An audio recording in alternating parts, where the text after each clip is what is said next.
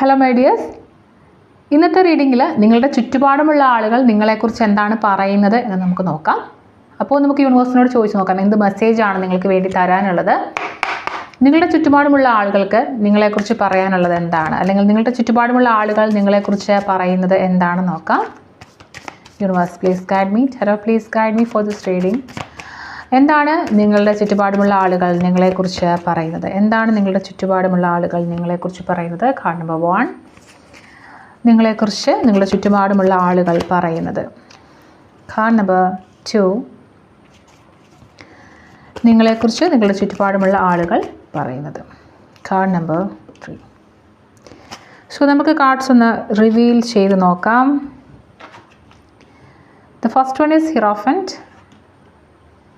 Next is 7 of Wands ആണ്. Third is knight of pentacles ആണ്. So നിങ്ങളുടെ bottom of the deck is queen of pentacles. നിങ്ങളിപ്പോൾ നിങ്ങളുടെ വളരെ ഹാപ്പി ജേർണിയിലാണെന്നാണ് അവരിപ്പോൾ പറഞ്ഞുകൊണ്ടിരിക്കുന്നത്.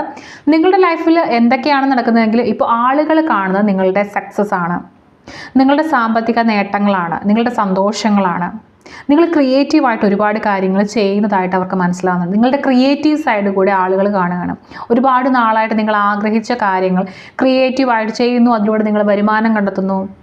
നിങ്ങളൊരു ഓൺട്രപ്രണർ ആയിരിക്കാം, നിങ്ങളൊരു ബിസിനസ് സംരംഭക അല്ലെങ്കിൽ സംരംഭകനായിരിക്കാം.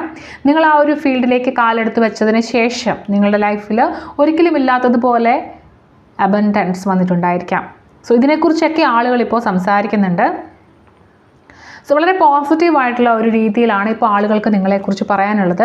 അതുപോലെ തന്നെ നിങ്ങളുടെ സോഷ്യൽ സ്റ്റാറ്റസ് ഇപ്പോൾ ഉയർന്നിട്ടുണ്ട്. ആളുകൾ നിങ്ങളെ ഒരു മോഡലായിട്ട്, അല്ലെങ്കിൽ അവരുടെ ഒരു റോൾ മോഡൽ പോലെ, അല്ലെങ്കിൽ അവർക്ക് കോപ്പി ചെയ്യാവുന്ന ഒരാളായിട്ട്, അല്ലെങ്കിൽ നിങ്ങളുടെ വിസ്ഡം, നിങ്ങളുടെ ജ്ഞാനമൊക്കെ അവർക്ക് കോപ്പി ചെയ്യാവുന്ന ഒരാളായിട്ട് നിങ്ങളെ കണ്ടു തുടങ്ങി. സോ നിങ്ങളിൽ നിന്ന് ലേൺ ചെയ്യാൻ, നിങ്ങളിൽ നിന്ന് പഠിക്കാനൊക്കെ അവർക്ക് ആഗ്രഹമുണ്ട്. സോ ആ ഒരു രീതിയിൽ ഒരു സോഷ്യൽ സ്റ്റാറ്റസോട് കൂടി ട്രഡീഷണലൊക്കെ ഫോളോ ചെയ്യുന്ന ഒരു വ്യക്തിയായിട്ട് നിങ്ങളെ കാണുന്നു. അതുപോലെ തന്നെ നിങ്ങളിപ്പോൾ വളരെയധികം ആളുകളുമായിട്ട് ഒരു ബൗണ്ടറി സെറ്റ് ചെയ്തിരിക്കുന്നതെന്ന് അവർക്കറിയാം. നിങ്ങൾ ഒരുപാട് കഠിന പ്രയത്നം ചെയ്തിട്ടാണ് ഇന്നത്തെ ഈ അവസ്ഥയിലേക്ക് എത്തിയിരിക്കുന്നതെന്ന് അവർ പറയുന്നുണ്ട്. സാധാരണ ആളുകൾ വളരെ പെട്ടെന്ന് നേടുന്ന കാര്യങ്ങൾ നിങ്ങൾ വളരെ കഷ്ടപ്പെട്ട് നേടി ഈ നിലയിൽ എത്തിയതാണ്.